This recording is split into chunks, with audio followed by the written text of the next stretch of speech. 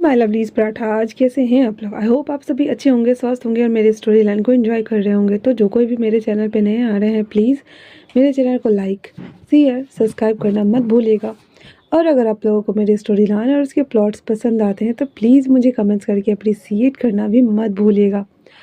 तो जैसा कि लास्ट पार्ट में हम लोगों ने देखा था, नी जैंग को पता चल गया था कि विंग कहाँ काम करता है और वो अपने सर पे हाथ लेते हुए कहता, ओ तेरी, ये तो यहाँ पे मॉपिंग मॉपिंग कर रहा है। अगर इसके डेविल बीस्ट हस्बैंड को पता चला कि इसका टर्टल यहाँ पे मॉपिंग कर रहा है तो इस दुकानदार की तो खैर नहीं, साथ में हम लोगों की भी सामत आनी है।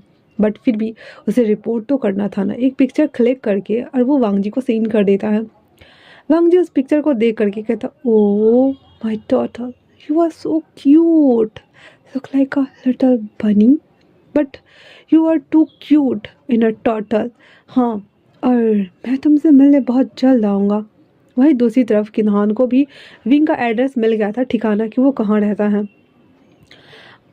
अब रात के समय पे जब विंग वहाँ सारी चीज़ें करने के बाद वहाँ से जब जा रहा होता है, तब कुछ लोग आते हैं और उसके मुंह पे रुमाल डाल करके उसे बेहोश करके एक वैन में डाल देते हैं। वैन में डालने के बाद सीधे उसे एक बिला पे लेके आया जाता है और लाने के साथ ही उसे एक अंधेरे कमरे में ले जा करके बांध दिया जाता है। विंग तो पहले अपने आप को बहुत ज़्यादा स्ट्रगल करता है, हाथ पैर मारता है, छुड़ाता है, सब कुछ करता है, लेकिन नाकाम कोशिश के बावजूद भी वो छूट नहीं पा रहा था क्योंकि उसके हाथ बहुत ही ज़्यादा टाइट से बांधे गए हुए थे और अगर थोड़ी सी और मशक्क़त करता तो उसके हाथ से खून निकल जाते। उसके बाद वो जब देखता है कि कोई उस कमरे में दाखिल हुआ है तो वो उसके मुंह में भी कपड़ा बांधा हुआ था, जिस वजह से वो बोल भी नहीं पा रहे थे, आंखों पे पट्टी बंधी हुई थी। वो शख्स सबसे पहले आता है और उसके हाथों को काट देता है। जब विंग देखता है कि उसके हाथ कट गए हैं तो वो उठता है और वो कुछ बोलने वाला होता है तो उसके मुंह में कपड़ा था, वो शख्स उसके मुंह से कपड़ा निकाल देता है और विंग जैसे ही आंखों की पट्टी खोलने वाला होता है तैसे ही वो शख्स विंग को अपनी केज में लेता है, वो भी बैक तरफ से, और उसको चाँपते हुए कहता है, स्मेल करते हुए उसे कहता है, हाँ, तुम मुझसे दूर कैसे रह सकते हो। हाँ टर्टल। इतना सुनना था कि विंग के पैरों तले जमीन ही खिसक गई थी, उसकी दुनिया भाई उलट पुलट हो गई थी। ये कोई और नहीं बल्कि हमारा द डेविल बेस्ट लान वांग जी ही था।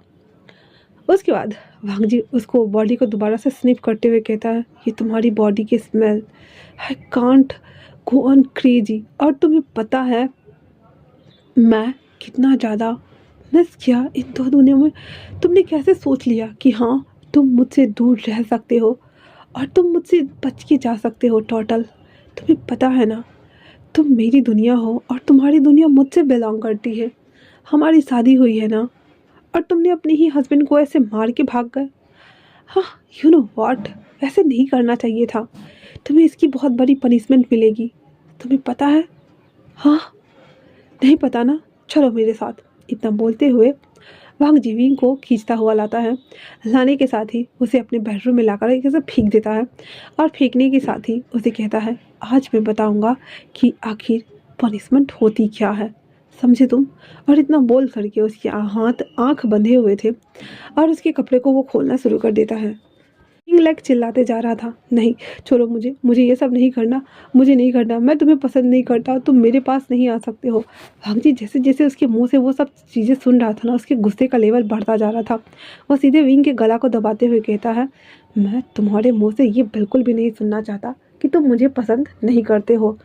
मैं तुम्हें अपना बनाना चाहता हूँ और दैट्स फाइनल, इसके अलावा कुछ भी नहीं। और अगर तुम नहीं माने ना, तब मैं तुम्हें मारने से पीछे जरा सा भी नहीं हटूंगा, इसीलिए मेरी बात सुनो, समझे ना तुम। और इतना बोल करके और वो उसके ऊपर से उठ जाता है। विंग को थोड़ा सा राहत तो हो रहा था कि चलो वो उसके पास नहीं है, और वो जल्दी जल्दी अपनी आंखों को पट्टी को खोलता है। खोलने के बाद भाई साहब दंग, क्योंकि वो पूरा कमरा पूरा घुप अंधेरा था, ब्लैक। ऐसा नहीं था कि उस कमरे में रोशनी नहीं थी, पर रोशनी के बावजूद भी वो कमरा बहुत ज़्यादा डरावना और ब्लैक था। पूरे कमरे के ऊपर ना ऐसे शेर भालू वाले पिक्चर्स बने हुए थे, बड़े अजीबोगरीब थे। पूरे कमरे के ऊपर आर्म्स भी लगाए हुए थे। जिस बेड पे विंग था उसके आसपास ना बहुत सारे इंस्ट्रूमेंट्स रखे हुए थे, जैसे सिक्स टॉय, हाथ बांध पैरों में बांधने वाला ग्लव्स, रस्सी और मारने वाले चाबुक, ये सारी चीज़ें थी। विंग जब ये सब देखता है तो बहुत ज़्यादा डर गया हुआ था, बहुत बहुत ही ज़्यादा डर गया हुआ था। और वो डरते हुए कहता है, नो, ये किस तरह का जगह है। हाँ, और इतना बोल करके वो जहाँ से उठ के जैसे ही बाहर डोर ओपन करके भागने वाला होता है, वांग जी कहता है, स्टॉप, आई सेड स्टॉप। वांग जी की इतनी कोल्ड वॉइस सुन करके विंग उस ओर मुड़ता है। वांग जी उसके पास आते हुए उसके बालों को खींचते हुए कहता है, तुम्हें क्या लगा टर्टल, हाँ मैं तुम्हें आज़ाद कर दूंगा, तुम मेरे कैद से कभी भी आज़ाद नहीं हो सकते हो। इतना बोल करके उसको बालकनी में लाके छोड़ देता है, जो कि बहुत ज़्यादा बारिश हो रही थी। इस वजह से बालकनी में खड़ा होने के कारण विंग 5 मिनट में ही पूरा गीला हो चुका था। वांग जी ने उस बालकनी का दरवाज़ा बंद नहीं किया था, थोड़ा सा खुला रखा हुआ था, और वांग जी उसके सामने में एक शराब की ग्लास लेता है, बॉटल लेता है और सिगरेट। तो पहले वो सिगरेट पीता है, टांग के ऊपर टांग चढ़ा करके, उसके बाद वो शराब भी पीता है और विंग को घूर घूर के देख रहा होता है, मानो अपनी आंखों से मर्डर कर डालेगा। उस पूरे कमरे में वांग जी इस तरह से बैठा हुआ था, लग रहा था मानो जैसे सच में शैतान बैठा हो उसके सामने में और उसके प्राण अभी जस्ट निकाल लिए जाएंगे। विंग उसे देखते हुए कहता है, क्यों मेरे साथ ये सब क्यों कर रहे हो, हाँ मैंने तुम्हारे फैमिली के साथ क्या किया है, मैंने कुछ भी नहीं किया है। वांग जी जो ग्लास पी रहा होता है उसको इतना गुस्सा आता है कि वो फेंकता है ग्लास। शीशा हल्का सा पैर में लगा था विंग के, बाकी वो ग्लास अलग हो गया था, 2 टुकड़ों में बट गया था। वांग जी उसके पास आते हुए और उसको ना ऐसे ज़बरदस्ती उसके जबड़ों को दाबते हुए कहता है, तुमने कुछ नहीं किया, लेकिन तुम्हारी भाई की वजह से मेरे डैड की डेथ हुई, ऊपर से मेरा भाई वो मारा गया, मॉम की ऐसी हालत हो गई, और तुम्हें क्या लगता है, हाँ और क्या चाहिए तुम लोगों को, बताओ क्या चाहिए, कुछ और चाहिए क्या, नहीं ना। मुझे ये समझ में नहीं आता कि अपनी गलती मानने के बजाय तुम मुझसे जबान क्यों लगा रहे हो टर्टल। मैंने तुम्हें शादी किया, यहाँ रखा, इसलिए नहीं कि तुम मेरे उस एहसान का बदला उतारो, इसलिए ताकि मैं तुम्हें टॉर्चर कर सकूं और अपना गुस्सा निकाल सकूं। That's why you are here, okay ना टर्टल। इसलिए ज़्यादा जेंटल बनने की कोशिश मत करो, क्योंकि तुम्हारी पनिशमेंट है और हर वक्त मिलेगी अगर तुमने मेरी बात नहीं मानी थी। इतना बोल करके वांग जी विंग के नेक पे बाइट कर लेता है, जिस वजह से विंग के मुंह से चीख निकलती है और वो उसके छोड़ देने के बाद अपने बाइट किए हुए जगह को पकड़ के बैठ जाता है उसी बारिश में। पूरी रात बारिश में बैठने की वजह से विंग बहुत ज़्यादा एग्जॉस्ट भी हो चुका था, गीला तो हो ही चुका था, वो बुखार चढ़ गया था उसे बहुत ज़्यादा, और वो बैठे बैठे वैसे ही बालकनी में ही सो जाता है। जब मॉर्निंग के टाइम में वांग जी नींद से जागता है तो देखता है कि वांग जी वहाँ विंग ना फॉर्स पे लेटा हुआ है। उसके पास उसे ऐसे ना हाथों से उठाते हुए उसे कहता है, वेक अप और मेरे लिए कॉफ़ी बना करके लाओ, उठो। वांग जब उसे देखता है तो वो नहीं उठ रहा है, तो उसको ऐसे जब टच करने वाला आता है तो देखता है उसकी पूरी बॉडी गर्म है। वांग जी कहता है, ये क्या है। उसके बाद उसको उठा करके बेड पर लाता है। फिर जब उसको पूरा चेकअप करता है तो उसे लगता है कि हाँ इसे बुखार लग गया होगा, क्योंकि उसे पता है कि ये विंग पूरी रात पानी में था। फिर उसके बाद वो डॉक्टर को कॉल करके बुलाता है। डॉक्टर आकर चेक करते हैं और उसे सुई वगैरह देकर चले जाते हैं और कहते हैं, सर इनका ध्यान रखना होगा, ऐसे ये बहुत ज़्यादा वीक लग रहे हैं, और ऊपर से अगर ये अपना ध्यान नहीं रखेंगे ना तो फिर इन्हें हॉस्पिटल शिफ्ट करना होगा। वांग जी ठीक है इतना बोल देता है और वो डॉक्टर वहाँ से चला जाता है। डॉक्टर के जाने के बाद वांग जी एक चाकू लेता है और उसके बाद विंग के ऊपर धीरे धीरे स्लाइड करना शुरू कर देता है। विंग जो कि सुई लगने के साथ ही वो होश में आ चुका था। वांग जी जो उसके साथ कर रहा था ना वो उसे सही में पता चल रहा था।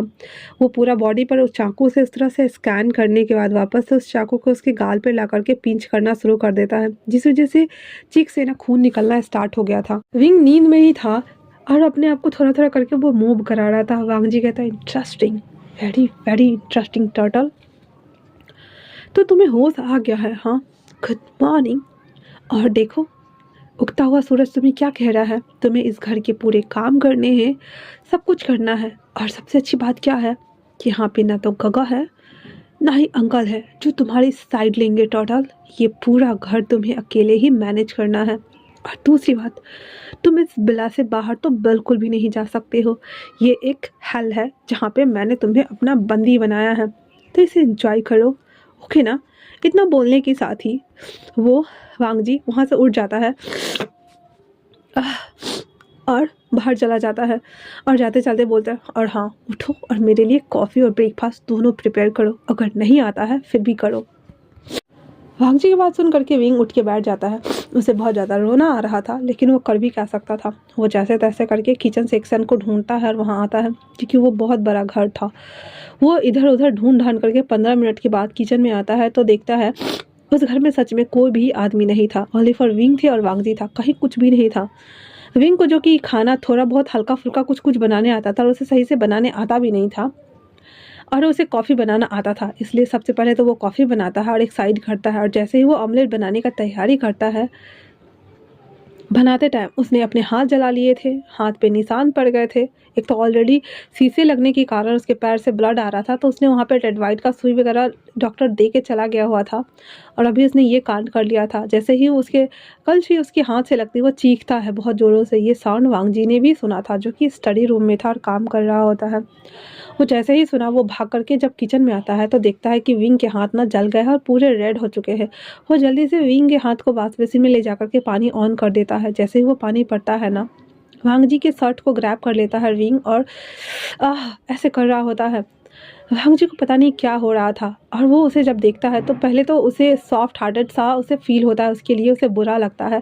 फिर उसकी आंखों में गुस्सा आ जाता है सीधा, और उसके दूर करते हुए कहता है, नाटक करना बंद करो और जल्दी से मेरे लिए ब्रेकफास्ट प्रिपेयर करो, समझे तुम। और वो कॉफ़ी का मग उठा करके जा रहा होता है।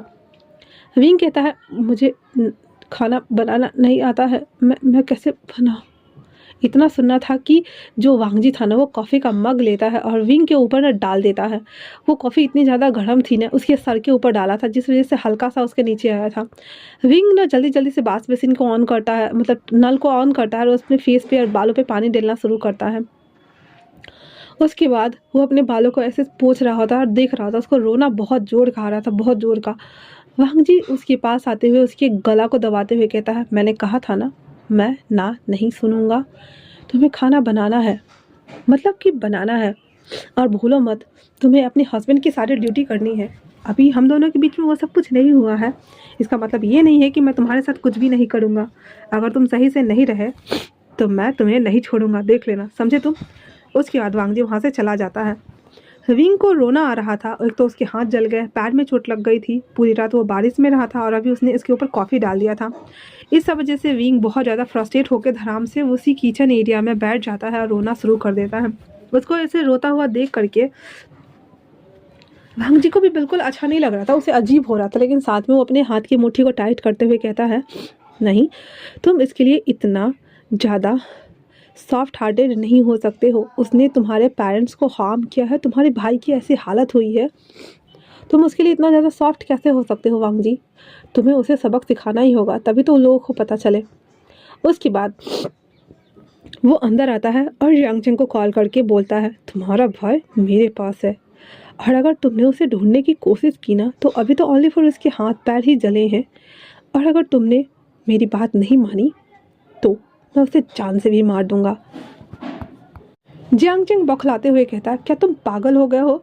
मैंने कहा ना, मेरा भाई इन सब से दूर रखो, उसने कुछ नहीं किया है, फिर तुम क्यों नहीं सुन रहे हो। हाँ, उसकी बात सुन करके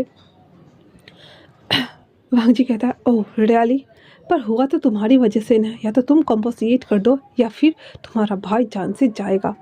जियांगचेंग कहता है, मुझे क्या कंपोसिएट करना है, बताओ मुझे। तो वांग जी कहता है, जान के बदले जान। हाँ, जियांगचेंग कहता है, तुम पागल हो गए हो पूरी तरीके से। एक दिन जब तुम्हें सच पता चलेगा तो तुम बहुत बुरी तरीके से टूट जाओगे और तुम्हारे पास कुछ भी नहीं रहेगा। और हाँ, मैं अपने भाई को रेस्क्यू तो पक्का कर लूँगा, इसलिए अगर उसे तुमने हॉट भी किया ना, तो देख लेना, मैं तुम्हें छोड़ूंगा नहीं। इतना बोलकर जियांगचेंग फ़ोन कट कर देता है। वांग जी को अभी भी बहुत ज़्यादा गुस्सा आ रहा था, इसीलिए वो वहाँ से उठता है एंड देन एक कमरे में जाता है, जहाँ पे उसने 2-3 पंचेस बैग को टांग के रखा हुआ था। वो ना एक एक करके तीनों के ऊपर मारना शुरू कर देता है बारी बारी से, और सभी पंच बैग के अंदर से ब्लड निकल रहा होता है। जब अपना भरमन का गुस्सा निकाल लेने के बाद वो जब पट्टी खोलता है, उसके हाथ खून से सने हुए थे, और उसके बाद हाथ धोते हुए आवाज़ लगाता है बॉडीगार्ड को। बॉडीगार्ड आते हैं और उन तीनों पंच बैग को उतार कर ले जाते हैं। उन्हें पता है कि इनकी लाशों को पाइथन को देना है खाने के लिए। वो सभी ले जा करके पाइथन को सब उसके पेट पूजा करने के लिए उन तीनों लाशों को फेंक दिया जाता है। वांग जी अपने आप को देखता है मिरर में, उसे बहुत ज़्यादा गुस्सा आ रहा था, बहुत ज़्यादा फ्रस्ट्रेशन हो रहा था, सब कुछ हो रहा था। उसके बाद वो ऊपर आता है, शावर लेता है और अपने कपड़ों को वेयर करता है। कोट पहनते हुए जब वो नीचे आ रहा होता है, जहाँ पे विंग खाना लगा चुका था और उसने वो एप्रन पहना हुआ था और उसके साथ ही वो काम कर रहा था, वांग जी उसे ना इंटेंस निगाहों के साथ में घूरते हुए उसकी तरफ कब बढ़ गया उसे पता ही नहीं चला। वो अचानक से जाकर के विंग को बैक से हग कर लेता है और उसके नेक पे जहाँ पे उसने बाइट किया हुआ था उसे स्निप करना शुरू कर देता है और उसे धीरे से टच करना शुरू कर देता है। पहले तो विंग को थोड़ा अजीब लगता है, इसलिए वो उसके हाथ को छुड़ाने का ट्राई करता है, लेकिन वांग जी दोबारा से उसके दोनों हाथों को ग्रैब कर लेता है, जिस वजह से वांग जी के कीज में था विंग पूरी की पूरी तरीके से, इसलिए वो कुछ भी रिएक्ट नहीं कर पा रहा था। वहीं दूसरी तरफ वांग जी विंग के उसी जगह को सक करना शुरू कर देता है। जब वो ऐसा कर रहा था तो वो पूरा का पूरा उसकी बॉडी में सेंसेशन दौड़ रहे थे। 840 वोल्ट का झटका लग रहा था उसे, उसकी पूरी बॉडी ही अराउज हो रही थी और वो विंग को अभी बिना पकाए खा जाना चाहता था। जब विंग को फील होता है कि कुछ हार्ड तो उसको पोक हो रहा है, वो जल्दी जल्दी उसके हैंड को छुड़ाने लगता है। वांग जी कहता है स्टॉप इट, हिलना डुलना बंद करो वरना। विंग उसको छुड़ाता उससे पहले ही वांग जी उसको ले करके अपनी गोद में कुर्सी खींचते हुए बैठ जाता है। अब विंग उसके ऊपर ऐसे ना कचमच कर रहा था और उसको हैंड को छुड़ा रहा था और सब कुछ कर रहा था, जिस वजह से वांग जी ना और भी ज़्यादा हार्ड होते जा रहा था। वो विंग से कहता है अगर तुम हिलना डुलना बंद नहीं किए ना तो तुम्हें इसी जगह इसी तरह इसी पोजीशन में फक करना शुरू करूँगा, समझे तुम। विंग चुपचाप से एकदम शांतिपूर्वक वहाँ बैठा हुआ था। वांग जी को अनजाने में ही सही लेकिन उसके लिप्स पे स्माइल आ गई हुई थी और वो उसको देख करके स्माइल कर रहा था। फिर जब उसे एहसास होता है कि वो स्माइल कर रहा है तो वो अपने आप को नॉर्मल करते हुए उसे उठा देता है अपनी गोद से धक्का दे करके और फिर वो खाने की तरफ देखता है, जो कि विंग ने बनाया तो कह सकते हो बस खाने लायक, देखने में तो बिल्कुल अच्छा नहीं था, जला आधा कच्चा पक्का इस तरह का बनाया था। वांग जी उसे पहले लेता है, उसका मन कर रहा था उल्टी कर दे और वो दूसरी प्लेट में उल्टी कर भी देता है, मतलब सारा थूक देता है। विंग कहता है मैंने पहले ही कहा था मुझे खाना बनाना नहीं आता है, पर तुम थे कि। वांग जी ओनली फॉर उसे घूर कर देखता है, फिर वो कहता है नमक कहाँ है लेके आओ। फिर वांग जी के कहने पे विंग अंदर जाता है, नमक लेकर आता है और उसके बाद वो उस पर स्प्रिंक करता है, देन खाना शुरू करता है। विंग ने बनाया था तो उसने उसमें नमक डालना ही भूल गया था। वांग जी पूरा खाना फिनिश कर देता है और उसके बाद वो कहता है मेरे लिए कप कॉफ़ी और बनाओ। वो खा के जब चला जाता है तो विंग ने अपने लिए भी बनाया हुआ था। वो जब ऐसे एक चम्मच उसके जाने के बाद जैसे ही बाइट करता है वो पूरा का पूरा जाकर के सिंक में उल्टी करके आ देता है, क्योंकि वो खाना किसी तरह से खाने लायक था ही नहीं, लेकिन उस डेविल बिस ने वो पूरा खाना चट कर गया था नमक डालने के बाद। वो कहता है ये आदमी है या फिर कोई जानवर है, घास फूस की तरह वो सारा खाना कैसे खा सकता है, ये तो खाने लायक बिल्कुल भी नहीं है। आह। फिर वो जल्दी जल्दी से कॉफ़ी बनाता है और स्टडी में लेकर के आता है। विंग कॉफ़ी लेकर के आता है तो देखता है वांग जी जो कि पूरा का पूरा वाइट ड्रेस में ही था, वो फाइल को लेकर ना पढ़ रहा होता है बहुत ही गौर से और उसने स्पेक्स भी लगाया हुआ था। विंग तो पहले तो उसकी उस ब्यूटी में ही खो जाता है, क्योंकि जिस तरह से बोट पर वो मिला था वो और अभी जो वांग जी का गर्दन था वो बिल्कुल डिफरेंट था। अभी भी वांग जी ने छोटा सा चोटी बनाया हुआ था, वो भी नीचे से। उसके गले में अभी भी हार था ब्लैक कलर का, जो नॉट वाले रहते हैं वो। उसके हैंड पे जो टैटू बने हुए थे वो सभी अभी भी विजुअल हो रहे थे। उसने जो लाइट सा मेकअप किया था और उसकी आंखें के नीचे काला सुरमा था, वो सभी चीज़ों को विंग देख रहा था और उसकी ब्यूटी में वो खोता जा रहा था। वांग जी को जब एहसास होता है कि कोई उसके कमरे में आया है, वो जब एक नज़र उठा के देखता है जहाँ विंग गेट के पास से देखकर उसे ही देख रहा होता है। वांग जी उसे उसकी डे ड्रीमिंग को तोड़ते हुए उसे कहता है अगर तुम्हें मेरा घूर के हो गया हो तो प्लीज़ कॉफ़ी लेके आओ यहाँ पे, मुझे काम करना है। विंग अपनी खाली पुलाव से बाहर आते हुए वो कॉफ़ी ले जा करके वहाँ रख देता है और बाहर आ जाता है और मुंह बनाते हुए कहता है देखने में तो बहुत हैंडसम है पर है बहुत डेविल। फिर वो अपने हाथों को देखता है जो उसने जला लिया हुआ था। फिर वो उस खाने को देखता है, अब उसके पीठ से भी गुड़गुड़ की आवाज़ आ रही थी। अब वो करे भी तो क्या करे, मरता क्या नहीं करता। इसलिए वो भी वांग जी की तरफ पूरा नमक छींटता है, खा के देखता है। फिर भी उसे मज़ा नहीं आ रहा था। फिर वो चाट मसाला ला के छींटता है, नमक डालता है, काला नमक, वो सारी चीज़ें डाल वाल करके खाता है। फिर भी उसे अच्छा नहीं लग रहा था। वो मेयोनीज़ ढूंढ के लाता है, फिर मेयोनीज़ डालता है, उसके बाद वो मिला करके जैसे तैसे उसे खा करके अपना पेट भरता है और कहता है अगर तुम्हें रहना है तो कुकिंग बनानी आनी होगी, तुम यही करने वाले हो अब, ठीक है ना। इतना बोल करके वो अपना फ़ोन निकालता है और खा भी रहा होता है और कुछ कुछ खाना भी देख रहा होता है। जब वो देख रहा होता है तो वांग जी ऑफिस के लिए निकल रहा होता है। वो आता है और एक मलहम वहाँ पे रखते हुए कहता है ये लगा लो, इससे तुम ठीक हो जाओगे। इतना बोल करके वो वहाँ से सीधे जा रहा होता है। विंग उस मलहम को देखता है और जाते हुए वांग जी को देखता है। वो उससे कुछ कहता उससे पहले ही वांग जी वहाँ से ओझल हो चुका था।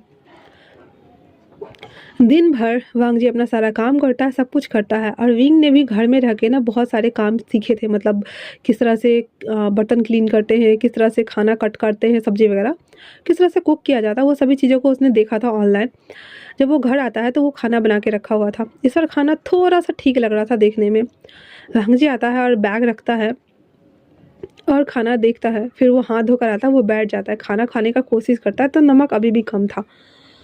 वो नमक लेता है, उसके ऊपर स्प्रिंक करता है एंड देन वो खाना शुरू कर देता है। जब वो खा रहा होता है तो विंग ओलिवर चुपचाप से उसे देख रहा होता है, फिर वो कहता है थैंक यू। वांग जी एक नज़र उसको उठाकर देखता है, फिर वो नीचे करके खाना शुरू कर देता है। तो विंग कहता है वो मॉर्निंग में आपने वो दवाई दिया था ना, उसके लिए थैंक यू सो मच। वांग जी कहता उसके बाद वो खा लेता है। खाने के साथ ही वो उठ के अपने कमरे में चला जाता है और जाकर के शावर लेता है, फ्रेश होता है, सब कुछ करता है। विंग को अच्छा लग रहा था कि चलो इस बार तो कम से कम उसने पूरा खाना खाया, और ये खाने के साथ ही वो भी खा लेता है और खा करके जैसे उसने देखा हुआ था वैसे करके धीरे धीरे वो डिश वॉश करना शुरू कर देता है। ऐसे करते हुए ना लगभग 1 सप्ताह से ऊपर हो गया था। वांग जी और विंग के बीच में कोई ऐसा किसिंग सीन्स या रिलेशनशिप बना ही नहीं था, लेकिन हाँ विंग धीरे धीरे रहते ना उस घर का सारे काम करने लगा था, उसके लिए खाना बनाने लगा था, और धीरे धीरे ना विंग के दिल में उसके लिए एक सॉफ्ट कॉर्नर बनता जा रहा था। वांग जी का ऑरा और वांग जी का स्टेटस, वांग जी का रूप देख करके विंग उसके ऊपर लट्टू होते जा रहा था। और अभी तक इन 8 दिनों में वांग जी ने उसे कोई पनिशमेंट भी नहीं दी थी। इसी तरह से वांग जी आज जब वो ऑफिस वर्क कर रहा होता है तो विंग उसके लिए कॉफ़ी लेकर के आता है, और वो जब लेकर के आता है तो वांग जी बहुत ज़्यादा गुस्से में था और बहुत चिल्लाया जा रहा था फ़ोन पर, और कहता है 2 दिन, सिर्फ मैं तुम्हें 2 दिन दे रहा हूँ, अगर 2 दिन में तुमने उसे नहीं पकड़ा ना तो मैं तुम्हें मार डालूंगा, समझे तुम्हें पता है ना क्या करना है। ये सुनकर विंग थोड़ा डर गया था, और जैसे ही वांग जी उस पर मोड़ता है उसके हाथ से वो कप लग जाता है और सारा का सारा कॉफ़ी ना विंग के हाथ पे गिर जाता है। तो आज के लिए इतना ही। कैसा लगा आप लोगों के पार्ट मुझे कमेंट करके ज़रूर बताना। तब तक के लिए थैंक्स फॉर वॉचिंग।